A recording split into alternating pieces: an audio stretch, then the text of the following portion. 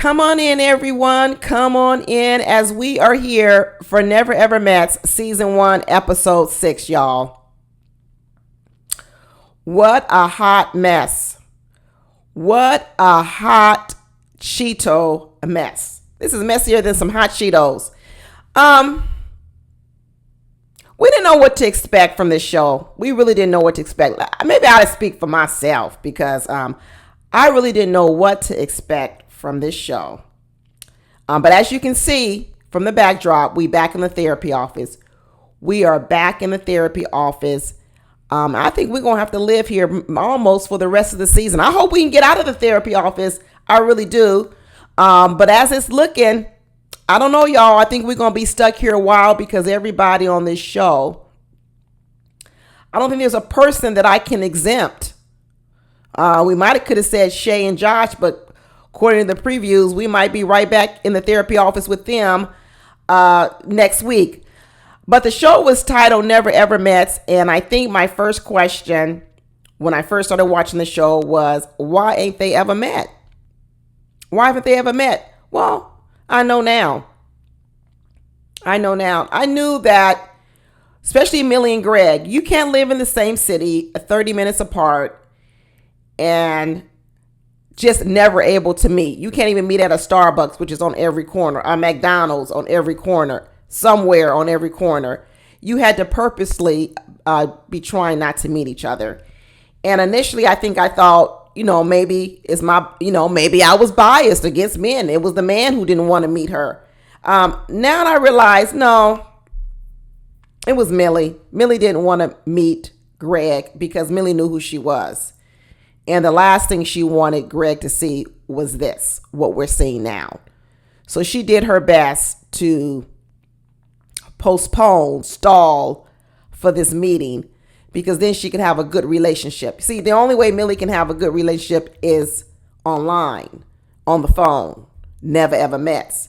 Once she goes in person, it goes haywire. Millie had a meltdown. Millie had a full-on meltdown, and this is not the first time. And I told you guys last week, if you watched, I don't know if it was last week or the week before, when everyone was getting on Chris. And one other thing, who knew I'd be here defending Chris? What a turn of events, y'all. That we're sitting in the therapy office and I'm defending Chris. But that's what I'm going to do this week. I'm going to defend Chris. Because this was uncalled for. Really, really uncalled for. But I had told y'all last week when everyone was getting on Chris, Dymond, Big Aaron, Millie, that none of this had to do with defending Sandia. None of it. And as we can see this week, if y'all didn't believe me a week ago or whenever I said it, I think you know it now. I think it's clear as day that what Millie is acting out with Chris has nothing to do with Sandia's situation. She's not here to protect Sandia. She's here working out her own internal issues. And I'm going to add another thing. I know Millie wants us to believe that this behavior, this is all because of the trauma when she was sexually abused, when she said that she came to California and she was hanging out with some men that she shouldn't be hanging out with, probably because she was broke. She didn't have anywhere to stay.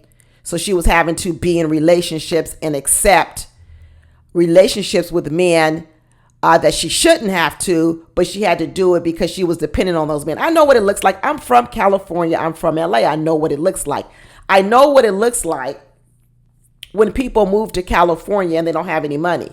The streets are lined with homeless people who come to California for whatever reason, the sunshine, to get away from a life, to make it big in Hollywood, to make it big in the movie industry. California lures in people. You see California on TV, LA on TV, everything looks so great, so wonderful. And people are in other states, in these other places, they're looking on TV and they go, oh, I want to go to California and make my dreams come true. Everybody in California looks so pretty. They're so good looking. Life is so good. I'm going to go there. And they get here and they find out how hard it is to live in LA and California. It's hard because it's very, very expensive. And then when you get here and you can't make it, you can't afford it, what do? You start depending on people you shouldn't depend on. And sometimes you're forced to try to trust people that really those people are out here trying to get over too. So you fall victim. It was sad to see Millie blame herself for her sexual assault. That was sad to see that she blamed herself, but it was also very telling. You see, y'all know if you watch my channel, I like to put pieces of puzzles together. And one thing I can tell you is that sometimes the truth comes out of people's mouths when they're angry and when they're drunk. And one thing I did when Millie was going on her rant, when she was having her meltdown, I paid special attention to exactly what she was saying to Chris, because what I knew was that it really wasn't about Sandia. And I wanted to know, well, what is it about? What is it about, Millie? Is it about this sexual trauma? No, I'm going to tell you this. Millie has been this way before that trauma, that sexual assault, when she was 22 coming to California. Part of Millie's disorder, whatever you want to call it, I don't even know what the word to put on it, started before she got to California. In fact, her disorder is what probably made her move to California, because what she was thinking was that to fix this disorder, this personality disorder that I have, I'm going to move to California and I'm going to fix it. Me moving, getting away is what's going to give me a fresh start. She was having problems wherever she was. She ran from her problems to come here, hoping that it would be better. And in fact, they didn't get better, they got worse. And the reason why I know this is because of the rant she had on Chris. Like I said, the rant, the anger she had towards Chris had nothing to do with Sandia. But what she didn't like, what triggers her about Chris, like I said, all these people are triggered by Chris. But what triggered her about Chris is that Chris likes a woman who is not her. That's what triggered her. Chris likes a soft woman. Chris likes a woman who is feminine. Chris likes a woman who doesn't talk back. And what Millie knows about herself is she's none of that. None of that. So Chris represents the men that reject her. You see, in her rant, all Millie talked about was, you can never have a woman like me. Well, he never wanted you, Millie. What are you talking about? Chris doesn't want you. You could never want a woman like me because you are B. What are you talking about? He never wanted you. Why is this about you? I thought it was about Sandia. I thought you were here to protect Sandia from this vicious man, Chris. But no, even in her rant, she told Chris, keep chasing after these weak bees. So wait a minute, Millie. I thought you was here to protect Sandia, but in your rant, in your anger, you're calling Sandia weak. You're talking bad about her. See, what Millie is upset about is she is upset about, in a lot of ways, she's jealous of Sandia. She's jealous of Sandia's feminine side. She's jealous of the way Sandia's handles situations. You see, she's envious of Sandia. Now, I want to say, I'm going to make a distinction between two words, jealousy and envy. I'm going to read the dictionary. Envy is when you want what someone else has. But jealousy is when you're worried about someone's trying to take what you have. I mean, that's just what it's saying here. I don't know. But they sometimes are used interchangeably, but I'm just going to use this definition for what I'm talking about. And what Millie does is she is envious of Sandia's disposition. She doesn't like everything about Sandia, but she is envious of that part of Sandia's personality, which is her demure, her sweetness, her kindness, her softness, her agreeableness. She's envious of it. And what she really is upset about Chris is that Chris also likes it. And Chris represents the men that reject Millie. That's why she's so hard on Chris. That's why she's calling him a B. Because in his acceptance of Sandia, it is also the rejection of her. It's almost when you find a man who likes a particular type of woman, do you automatically dislike that man? Because in his preference is a rejection of you. It's the same thing. So here we are with Millie in the therapist's office. And I'm going to tell you what, this didn't start with her sexual trauma. And the reason why I know it didn't start there, it started before she probably moved to California, is because of the conversation she had with her sister. I don't know if y'all remember when her sister came to visit. Her sister talked about the history of Millie, and she wasn't talking about Millie's history from when she first just moved to California. She was talking about Millie's history in life. And let me tell you what, Millie's sister is more like Sandia. Millie's sister was more the personality of Sandia. Millie's sister got married at age 20. Now her marriage is not working, but what her sister said was the man that she was with, liked her because they got together when they were 16 years old, and they were together and got married when they were 20. She has 3 children. And what the sister was saying is now that she's in the middle of divorce because her husband couldn't accept the new woman that the sister has grown into be, because she was a young woman at 20. She looks like she's a lot older now, 3 kids. I don't know where she is, but she's a lot older now. And so she said, hey, I'm a different woman than I met my husband, and my husband can't accept this new woman. It's kind of signaling that her husband has some control issues, maybe a bit of control. Guess what? Maybe her sister is married to a Chris or someone similar, and that man liked the sister. But you see, even though the sister may be going through a divorce, what Millie envied about her sister was that she was married with children. And that's what Millie wants. And what Millie knows is that the sister's husband wouldn't have wanted Millie either. This is more about Sandia. It's more about the sister. It's really about who Millie is and Millie's personality not being well accepted out in the world, in the dating world. And she knows it. She said it. She kept saying men are always complaining about her going from 0 to 100. 0 to 100. So instead of her getting help on solving her issues, what she keeps trying to do is keep trying to find a man who will accept her.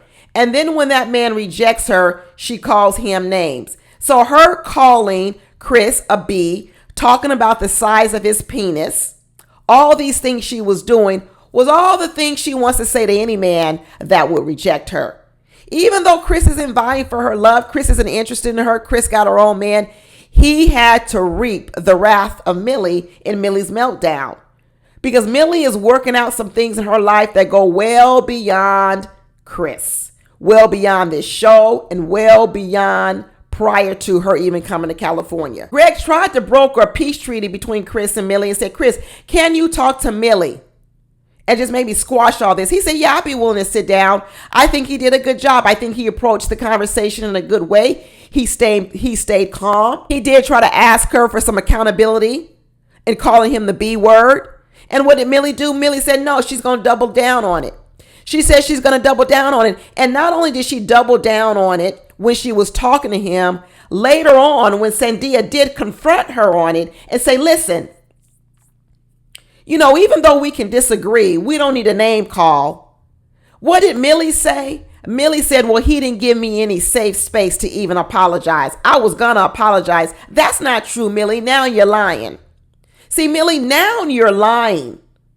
This is why I tell you, you really can't believe Millie's story that all her problems started with this sexual trauma that she experienced at 22. I don't believe it. I believe there was problems before then. Maybe that's the most recent one that she can think of, that she can blame, that she can point to. That's fine. I'm not saying it didn't happen. I absolutely believe it happened. But that was not the genesis of Millie's mental problems. This personality disorder, this personality she has developed was developed long before she was 22. And what's playing out in Millie's life, she's having repeat trauma over and over again. But this thing with Millie started long before. And as long as she keeps trying to say it's because of that moment, she's not going to get to what the real issue is. She's not going to get to what the real issue is. And they had a doctor trying to help her. They had this doctor that came in. No, Millie don't need a relationship doctor. She needs a therapist, psychiatrist. That's what she needs. She needs to not even be in a relationship. Never ever mess. That's the name of this show. It really should be Don't Ever Meet. Don't ever meet. Not never ever met. Don't ever meet. Millie is not ready for a relationship. So she does not need a relationship doctor. She needs a doctor that's going to help her with her mental health, her mental stability outside of a relationship. She needs to get healthy with herself before she can be healthy in a relationship. She's not ready. She's not even ready for an online virtual relationship. She needs to be in a relationship with herself. Period. She needs to get to the bottom of why she goes from 0 to 100. And it's not because of what happened at 22. Now, they may be similar. All those things she was saying, she doesn't feel safe. She doesn't feel this way. But then when Gregg said, here, I'm here to make you feel safe, what did Millie say? I don't need you. I don't need a man. Well, wait a minute. You just breaking down, talking about you're all alone. No one's here to protect you. You don't feel safe. But here is a man sitting beside you who's saying, I want to be there for you. And what do you tell him? You don't say, hey, I'm afraid of accepting your help. What you say is, I don't need you. I don't want you. I don't need a man. That's what brought her to California. That right there, that attitude is what brought her to California all by herself at 22 years old. She told everybody where she was from, her family, everybody else, I don't need you. I don't need everybody. I can do this all by myself. I'm going to do what the hell I want to do. I'm going to move to California at 22 with no money, no real job, not enough to make it in LA, and I'm going to do it all on my own. And then look what happened. She ran into problems. That's probably why Chris was calling her broke. There's something to it. I don't know what it is. Sure, Chris has some low blows. He called her a slut. He called her broke. You know what? But I'm a pretty much give Chris a pass. I sure am. Because by this time, Millie was so low in the dirt. So low in the dirt. Like Michelle Obama said, go high, we go low. She was so low down in the dirt. At this moment, I don't have no problem with what Chris said to her. He had to go low. He had to go low. The blows and the knife slits were just too deep and too much. Too much. I don't have a problem with him defending himself. You know, I know little Aaron had to pick up Chris like a Ken doll and pick him up and take him out the house. I knew Chris was short, but good Lord, he is really short. And Millie was bullying him. Millie was absolutely trying to bully Chris, trying to go toe to toe with Chris, trying to fight Chris, trying to get up in Chris's face. If it weren't for Gregg, Millie probably would have jumped across that island in the kitchen. She was a full-on meltdown. And this did not start at 22 when she moved to California. Absolutely not. Part of this behavior, part of this mentality of Millie, this combativeness, is what brought her to California, because she wasn't getting along where she was. I'm going to be honest. She wasn't getting along where she was. When Chris started to say, you know what, why did you go from 0 to 100 with me? I don't really understand how it happened. In Millie's mind, she made this story with, you were trying to shush me. You were trying to tell me I couldn't speak. Chris was like, what do you mean? She said, well, you was going around saying so-and-so likes me, this and that. Well, he was going around the room and he got to Millie. He skipped over Millie. And what she said, and that was the way of shushing her, telling her she couldn't speak. No, Millie, that's not what happened. Yeah, you're right. He didn't hear what you wanted to have to say because he already knew your opinion. But that's not the same as telling you couldn't speak. You could speak. He never told you shut up. He never told you. He just knew what you were going to say and he skipped over you. I agree. But it's not the way Millie was pointing out. But that tells me what Millie is experiencing. You see, when Millie said she had her sexual trauma, she said that she blamed herself, and she said the men had been manhandling her before then, and she allowed it to happen. You see, Millie, once again, I'm going to be here with another person. Millie likes to get into verbal arguments, combativeness with people, period. That's what she likes to do. She likes to have verbal combativeness with people prior to moving to California. And what that does is that sometimes results in situations going to, it's the same with Big Aaron. When Big Aaron said he was beat up by a woman, Because now we see who Aaron is. Aaron likes to talk mess. Does that mean that that woman should put her hands on Aaron? Does that mean that woman should beat up Aaron? No. Just like Millie, does that mean that those men have the ability to sexually assault Millie? No, it doesn't. It doesn't mean that. But I believe Millie, like she said, you tried to shush me. And I believe that's the same thing she felt when she moved to California. Somebody where Millie's from tried to tell Millie what to do. Tried to tell Millie to calm down. Tried to tell Millie she's doing the wrong thing. Tried to give Millie some guidance. And what Millie said was, I'm leaving this place. I'm moving to California all by myself because I don't need you people here telling me what to do. You all want me to be like my sister, who is more docile, more sweet, who's over here with a husband who controls her. You want to control me like you control my sister because she's more like Sandia, but I'm not her, and I'm going to leave and I'm going to do my own thing because I don't need you or none of you people. That's who Millie is, and that's who Millie has been. So Millie says, you try to belittle people, Chris, because this is all what Millie has felt. When people have tried to tell Millie who she is, she's now projecting that all on Chris. Even though Chris had never said these things to Millie, Millie felt it only because she knows who Chris likes. She knows Chris likes Sandia.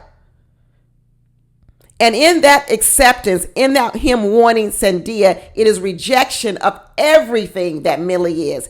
Everything. She said, look at you walking away again like a bee. What do you want him to do? Stand there and keep fighting with you? Yeah, because that's what she likes to do.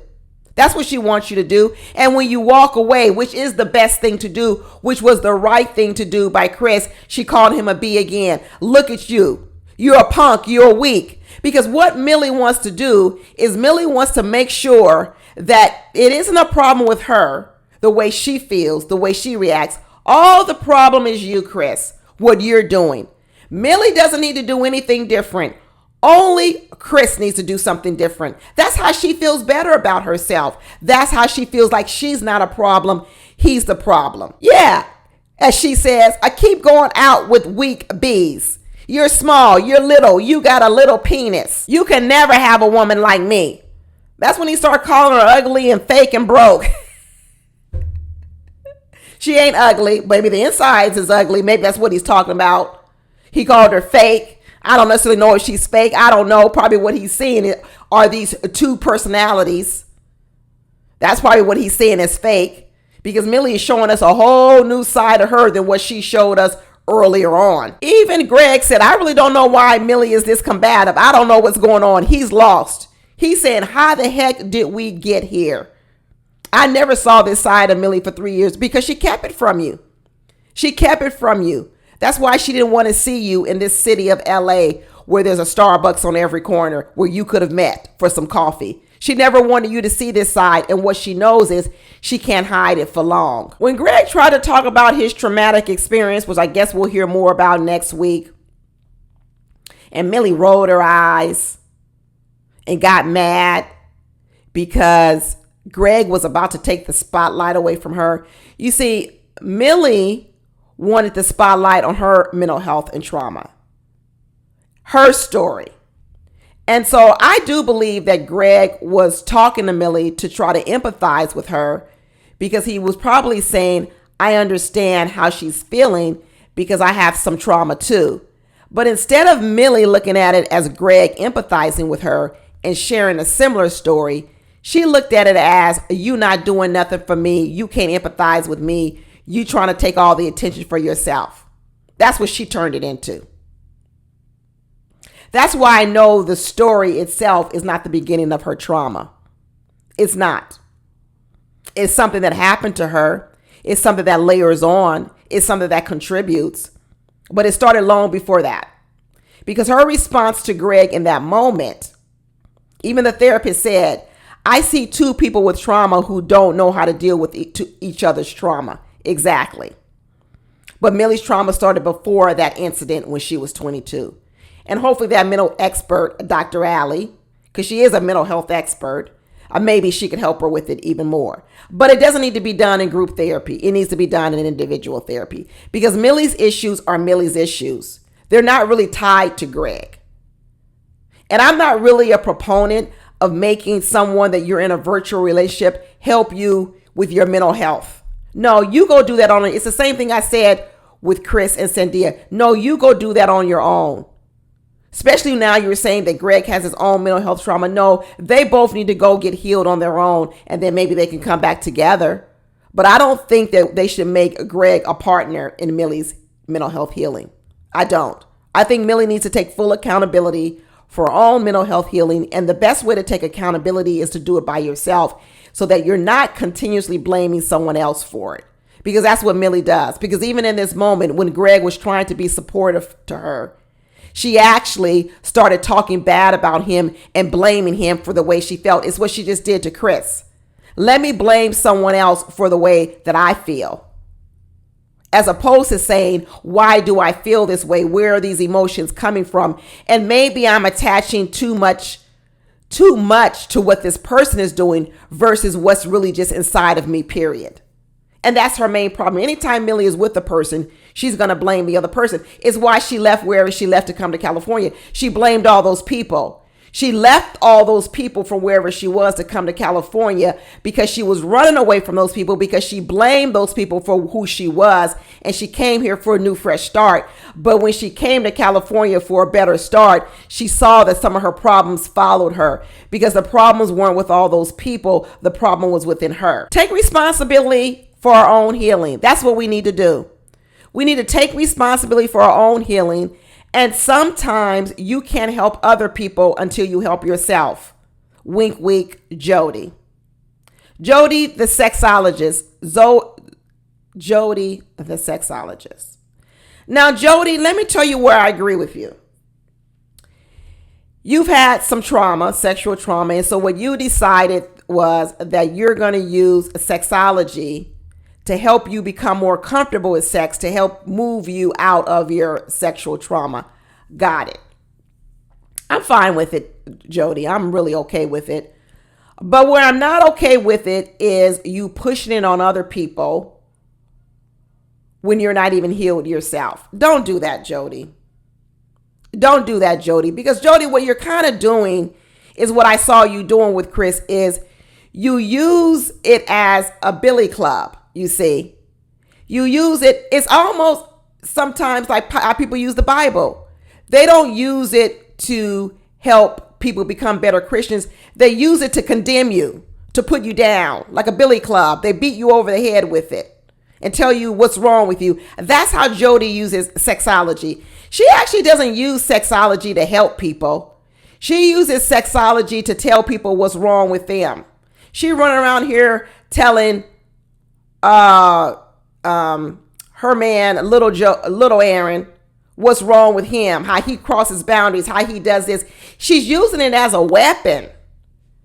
She's actually not using it to foster better relationships. She keeps talking about boundaries. But really what she's talking about is her own trauma. That's what she's talking about. I respect your boundaries, Aaron. What are his boundaries? What are you talking about? You're really just talking about your own, but she keeps acting as if she's helping other people. She's not helping other people. She's helping herself. Just call it that. Stop saying, hey, Aaron, I respect your boundaries. I want you to respect my boundaries and not push these beds together. What boundaries has Aaron asked you to respect? What, not outing him? I don't know what they are, Jody. You're not helping Aaron. You're helping yourself. But just like this sexology, she acts like she's out here trying to help other people. You're not helping other people. You're healing yourself, which is fine. Heal, baby girl, heal. But in that healing, take accountability. Be truthful. Jody's a liar too. I hope y'all now see that Chris does not want Jody. I hope you really saw it this episode. He wants Sandia. He just wanted Sandia to be more agreeable and agree with everything he said like Jody did. But does he want Jody? No. He don't want Jody. Jody wants a more masculine man, a man that she feels can handle her because she knows that she's a lot. That's what she wants. But the problem is a masculine man would not want Jody because what he knows is he'd be fighting with Jody. This is the problem. Sometimes who people want, those people don't want them. That's why I tell people out here when you're dating and you got your long list of who you want, be sure that man wants you. Because who Jody wants, that man doesn't want her. You know who wants Jody? The people like Aaron, where Jody can take charge because they're men who are more docile, who want to stand back, who really don't want to have to do all this heavy work and heavy lifting. They want a woman like Jody. But Jody's like, I want a man like your father, little Aaron, the one that's going to lead me around and spin me around and take an active role and be a leader. But then when he makes a move on me and pushes beds together, I'm going to hit him over the head and tell him, stop it. Jody is unhealed. She don't know what she wants. She wants a strong man over here, but then over here she wants a man that she can boss around and tell him what to do. She already done called the man, her man, little Aaron, weak, because even her friend spilled the beans and said, yeah, she did tell me you sweet. Sweeter than sugar. And did y'all see that little act that little Aaron put on for his daddy? Did y'all notice that when the father came, the male energy that Aaron started displaying when the father came, I think he even took an earring out his ear. Didn't little Aaron used to wear 2 earrings? Or was it all just one? Did he take an earring out? I'm going to tell you what I noticed. What I noticed when that daddy came was Aaron put on an act. One is he showed way more masculine energy that he's shown on this television show all season long. He was using phrases, his body language. He had more bass in his voice. Everything was way more than I've ever seen. And that further tells me that I believe Aaron is gay. And what I believe Aaron does is Aaron has not told his family, or he may be bi. He said he has a daughter. He says he has a child. I don't know if he has a daughter or a son. He says he has a daughter or a son. But my guess is that Aaron might like them both. But when his father comes around, he don't want his father to know that. So he has a persona with his father. Did you see when his father said, not you, the Mac man? What Mac man? Well, who are you talking about, Daddy? Because these are the stories that Aaron has told his father. His father's calling little Aaron, a Mac man, not because he's seen his son in action. It's because it's what the stories Aaron has told his father. Aaron has put on an act for his father. His father believes his son is one person, and he's not. And when the father came, he had to act the character that he's told his father all these years. Because I didn't even know who that Aaron was.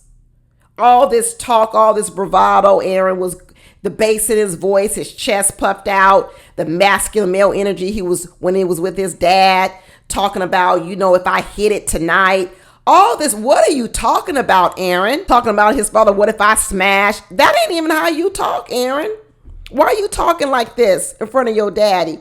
Because you want your daddy to believe you all man. All man. But then messy Big Aaron comes around. Messy Big Aaron. I told y'all that Big Aaron was messy. They love to stay in people's business. Aaron and Dymond. Maybe that's why they get along so well, is because they both like to stay in each other's business. What a mess.